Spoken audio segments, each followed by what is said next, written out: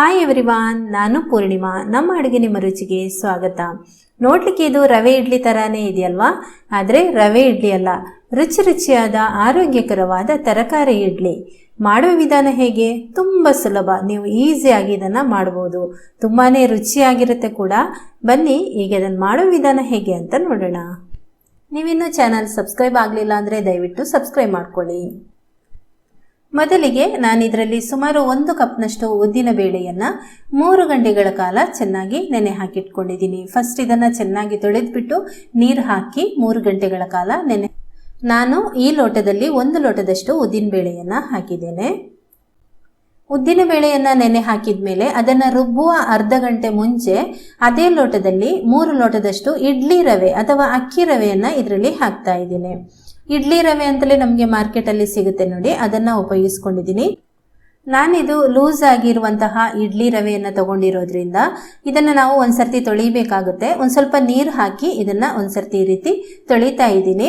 ಅದೇ ನೀವು ಪ್ಯಾಕೆಟ್ನಲ್ಲಿ ಇರುವಂತಹ ಅಕ್ಕಿ ರವೆ ಅಥವಾ ಇಡ್ಲಿ ರವೆ ಆದರೆ ಅದು ಕ್ಲೀನ್ ಆಗಿರುತ್ತೆ, ಆ ಕಾರಣದಿಂದ ತೊಳಿಬೇಕು ಅಂತಾನೇ ಇಲ್ಲ. ಈಗ ಅದರ ನೀರನ್ನೆಲ್ಲ ಚೆನ್ನಾಗಿ ಬಸಿತಾ ಇದ್ದೀನಿ. ನಂತರ ಇದಕ್ಕೆ ವಾಪಸ್ ಬೇರೆ ನೀರನ್ನು ಹಾಕಿಬಿಟ್ಟು ಸುಮಾರು ಅರ್ಧ ಗಂಟೆಗಳ ಕಾಲ ಇದು ಈಗ ಇನ್ನೊಂದು ಪಾತ್ರೆಗೆ ಸೇಮ್ ಅದೇ ಲೋಟದಲ್ಲಿ 1 ಲೋಟದಷ್ಟು ದಪ್ಪ ಅವಲಕ್ಕಿಯನ್ನು ಹಾಕ್ತಾ ಇದ್ದೀನಿ. ಇದನ್ನು ಕೂಡ ಒಂದ್ಸರ್ತಿ ಚೆನ್ನಾಗಿ ತೊಳೆದ್ಬಿಟ್ಟು ಆಮೇಲೆ ವಾಪಸ್ ಇದಕ್ಕೆ ಬೇರೆ ನೀರನ್ನು ಹಾಕಿ ಇದನ್ನು ಕೂಡ ಅರ್ಧ ಗಂಟೆಗಳ ಕಾಲ ನೆನೆಯಲಿಕ್ಕೆ ಬಿಡಬೇಕು.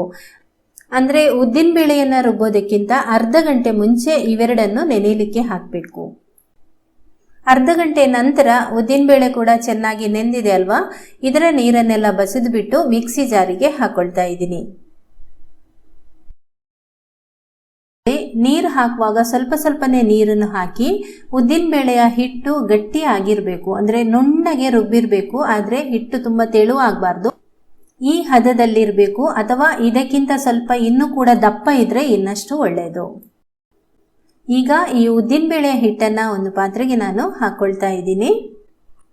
ಆಮೇಲೆ ಈ ಅವಲಕ್ಕಿ ಕೂಡ ಚೆನ್ನಾಗಿ ನೆಂದಿದೆ ಅಲ್ವಾ, ಇದರ ನೀರನ್ನೆಲ್ಲ ಈಗ ಬಸಿದ್ಬಿಟ್ಟು ಮಿಕ್ಸಿ ಜಾರಿಗೆ ಹಾಕೊಳ್ತಾ ಇದ್ದೀನಿ.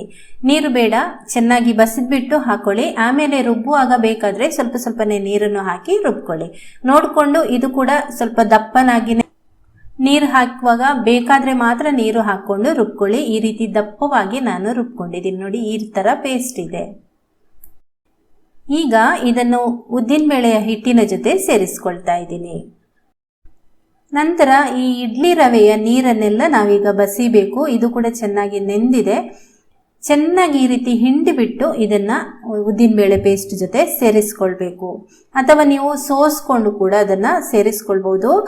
ಫಸ್ಟ್ ನೀವು ಇದೇ ಥರ ಹಾಕ್ಕೊಳ್ಳಿ, ಆಮೇಲೆ ಬೇಕಾದರೆ ಮಾತ್ರ ನೀರು ಸೇರಿಸ್ಕೊಳ್ಳಿ. ಸ್ವಲ್ಪ ದಪ್ಪನಾಗಿ ಇದ್ದಷ್ಟು ನಿಮಗೆ ಇಡ್ಲಿ ತುಂಬ ಚೆನ್ನಾಗಿ ಬರುತ್ತೆ. ನೀರಾಗಿ ಇರಬಾರ್ದು. ಅಕ್ಕಿ ರವೆ ಇಡ್ಲಿ ಯಾವಾಗಲೂ ಮಾಡುವಾಗ ಹಿಟ್ಟು ದಪ್ಪನಾಗಿಯೇ ಇರಬೇಕು. ಈಗ ಇದಕ್ಕೆ ರುಚಿಗೆ ತಕ್ಕಷ್ಟು ಉಪ್ಪನ್ನು ಸೇರಿಸ್ಕೊಂಡು ಚೆನ್ನಾಗಿ ಇದನ್ನು ಮಿಕ್ಸ್ ಮಾಡ್ಕೊಳ್ಳೋಣ. ಈಗ ಇದನ್ನು ನಾವು ಚೆನ್ನಾಗಿ ಕೈಯಲ್ಲೇ ಕಲಸ್ಕೊಳ್ಬೇಕು. ಆದರೆ ಕಲಸುವಾಗ ಅವಲಕ್ಕಿಯ ಒಂದು ದಪ್ಪ ದಪ್ಪ ಗಂಟು ಥರ ಇದ್ಬಿಟ್ರೆ ಈ ರೀತಿ ನೀವು ವಿಸ್ಕರ್ ಸಹಾಯದಿಂದ ಚೆನ್ನಾಗಿ ಇದನ್ನು ಈ ರೀತಿ ಮಾಡಿಕೊಂಡ್ರೆ ಅದೆಲ್ಲ ಬಿಟ್ಕೊಂಡು ನಿಮಗೆ ಒಂದು ಹಿಟ್ಟು ರೆಡಿ ಆಗುತ್ತೆ. ನಂತರ ಕೈಯಲ್ಲಿ ನೀವು ಸುಮಾರು ಒಂದು 5 ನಿಮಿಷನಾದರೂ ಈ ಥರ ಮಾಡಿಕೊಂಡ್ರೆ ಇಡ್ಲಿ ನಿಮಗೆ ತುಂಬಾ ಚೆನ್ನಾಗಿ ಬರುತ್ತೆ.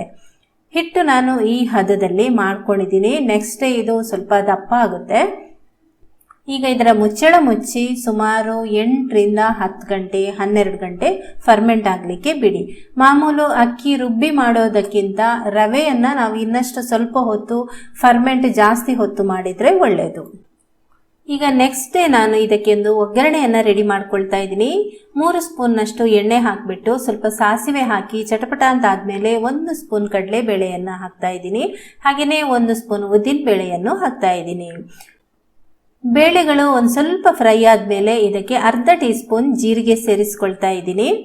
ಈಗ ಇದೊಂದು ಸ್ವಲ್ಪ ಕಲರ್ ಬಂದರೆ ಸಾಕು, ತುಂಬ ಫ್ರೈ ಆಗೋದೇನು ಬೇಡ.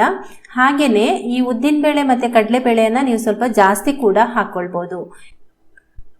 ಉದ್ದಿನಬೇಳೆ ಮತ್ತು ಕಡಲೆಬೇಳೆ ಸ್ವಲ್ಪ ಕಲರ್ ಬಂದ ಮೇಲೆ ನಾನು ಇದಕ್ಕೆ ಸ್ವಲ್ಪ ಕರಿಬೇವು ಹಾಗೆಯೇ 2 ಹಸಿಮೆಣಸಿನಕಾಯಿಯನ್ನು ಚೆನ್ನಾಗಿ ಕಟ್ ಮಾಡಿಬಿಟ್ಟು ಸಣ್ಣದಾಗಿ ಹಾಕಿದ ಮೇಲೆ ತಕ್ಷಣ ಗ್ಯಾಸ್ ಆಫ್ ಮಾಡ್ಕೊಳ್ಳಿ. ಆಮೇಲೆ ಸ್ಪೂನ್ ಸಹಾಯದಿಂದ ಈ ರೀತಿ ಮಾಡ್ಕೊಳ್ಳಿ. ಅಂದರೆ ಎಣ್ಣೆಯ ಬಿಸಿಗೇನೆ ಇದು ಸ್ವಲ್ಪ ಫ್ರೈ ಆಗುತ್ತೆ ನೋಡಿ, ಅಷ್ಟಾದರೆ ಸಾಕು. ಮಾಮೂಲು ಇಡ್ಲಿ ಎಲ್ಲರಿಗೂ ಇಷ್ಟ ಆಗುತ್ತೆ, ಆದರೆ ಈ ರೀತಿ ಮಾಡೋದ್ರಿಂದ ಇನ್ನಷ್ಟು ಇಡ್ಲಿ ರುಚಿಕರವಾಗಿರುತ್ತೆ. ಈಗ ಹುಳಿ ಬಂದಿರುವಂತಹ ಹಿಟ್ಟನ್ನು ಇನ್ನೊಂದು ಪಾತ್ರೆಗೆ ಒಂದು ಸ್ವಲ್ಪ ಹಾಕ್ಕೊಳ್ತಾ ಇದ್ದೀನಿ, ನನಗೆ ಎಷ್ಟು ಬೇಕು ಅಷ್ಟು. ಈಗ ಈ ಒಗ್ಗರಣೆಯನ್ನು ಕೂಡ ಇದಕ್ಕೆ ಸೇರಿಸ್ಕೊಳ್ಳೋಣ. ನಂತರ ನಾನಿಲ್ಲಿ 1 ಕ್ಯಾರೆಟ್ ತುರಿದಿಟ್ಟುಕೊಂಡಿದ್ದೇನೆ, ಹಾಗೆಯೇ ಒಂದು ಅರ್ಧ ಹಿಡಿಯಷ್ಟು ಕೊತ್ತಂಬರಿ ಸೊಪ್ಪನ್ನು ಸಣ್ಣದಾಗಿ ಹೆಚ್ಚಿಟ್ಕೊಂಡಿದ್ದೇನೆ. ಇವೆರಡನ್ನು ಕೂಡ ಇದಕ್ಕೆ ಹಾಕೊಳ್ತಾ ಇದ್ದೀನಿ. ಹಾಕ್ಬಿಟ್ಟು ಚೆನ್ನಾಗಿ ಇದನ್ನು ಮಿಕ್ಸ್ ಮಾಡ್ಕೊಳ್ಳೋಣ. ಈ ರೀತಿ ನೀವು ಇದರಲ್ಲಿ ನಿಮಗೆ ಇಷ್ಟವಾದ ತರಕಾರಿಗಳನ್ನು ತುರಿದ್ಬಿಟ್ಟು ಹಾಕೋಬಹುದು, ತುಂಬಾ ಚೆನ್ನಾಗಿರುತ್ತೆ. ಹಿಟ್ಟಿನ ಹದ ನಿಮಗೆ ತೋರಿಸ್ತೀನಿ ನೋಡಿ, ಈ ಹದದಲ್ಲಿ ಇದೆ. ಈಗ ಇದನ್ನು ಇಡ್ಲಿ ತಟ್ಟೆಗಳಿಗೆ ಹಾಕ್ತಾ ಇದ್ದೀನಿ. ನೀವು ಬೇಕಾದರೆ ಇದಕ್ಕೆ ಒಂದು ಸ್ವಲ್ಪ ಎಣ್ಣೆ ಹಚ್ಚಿ ಮಾಡ್ಕೊಳ್ಬೋದು, ಅಥವಾ ನೀರಲ್ಲಿ ಅದ್ಬಿಟ್ಟು ಇದಕ್ಕೆ ಹಾಗೇನೆ ನೀವು ಇಡ್ಲಿ ಹಿಟ್ಟನ್ನು ಹಾಕೊಂಡ್ರೆ ಆಗಲೂ ನಿಮಗೆ ತುಂಬ ಚೆನ್ನಾಗಿ ಇದು ಅಂಟದೆ ಚೆನ್ನಾಗಿನೇ ಬರುತ್ತೆ.